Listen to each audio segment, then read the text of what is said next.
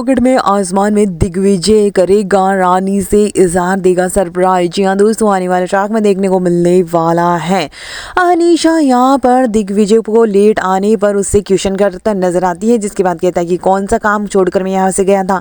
सुबह तो कोई नई अपॉइंटमेंट थी, ना ही कोई सर्जरी थी। जिसके बाद अनीशा कहती पता नहीं इस रानी ने क्या जादू कर रखा है, लेकिन मैं भी इतनी आसानी से हार नहीं मानूंगी। और वो लेकर पहुंच जाती है उसके लिए तोहफा और कहती है कि दिग्विजय बिल्कुल ये मत बोलना, डोंट टेल मी कि तुम आज का दिन भूल गए हो। जिसके बाद दिग्विजय कहता है क्यों, मेरा बर्थडे क्या।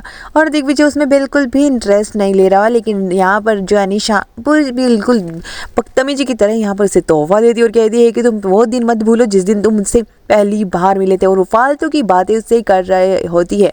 जिसके बाद कहती है कि क्यों नहीं हम पहले एक बार फिर से उस टपरी पर जाएं। जिसके बाद देखने को मिलता है कि दिग्विजय कहता है कि मुझे नहीं लगता है कि तुम्हारे और मेरे बीच में अब ये सब चीज़ें सही है, क्योंकि अब मिस्टर बजाज को तुम्हारे रिश्ते में भी इसकी वजह से प्रॉब्लम आ सकती है। जिसके बाद अनीशा भड़क जाती है और कहती है कि मुझे तो लगता है तुम रानी की वजह से ही कर रहे हो।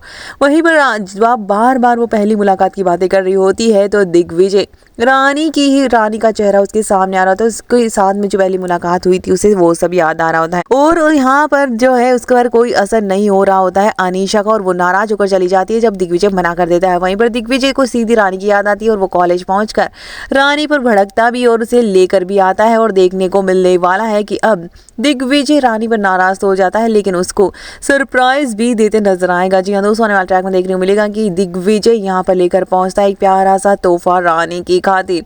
रानी कहती कि आज क्या था। जिसके बाद में दिग्विजय कहता है क्यों, मैं तुम्हारे लिए कोई तोहफा भी नहीं ला सकता क्या। और वो गुस्से में ही अपने प्यार का इजहार करते नजर आता है। उसके पास भी बैठता है और कहता है कि मैंने कॉलेज में सबके सामने डांट दिया, इसलिए मुझे माफ कर दो।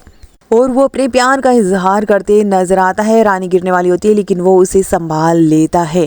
वहीं पर अनीशा को ये वीडियो भेज देती है पिंकी, जिसकी वजह से वो बुरी तरह से जल जाती है कि मेरे लिए तो मेरे साथ तो मना कर रहा था और अब रानी के साथ में अपना रोमांस दिखा रहा है। अब देखना दिलचस्प होगा कि रानी और दिग्विजय तो आ रहे हैं एक दूसरे के करीब।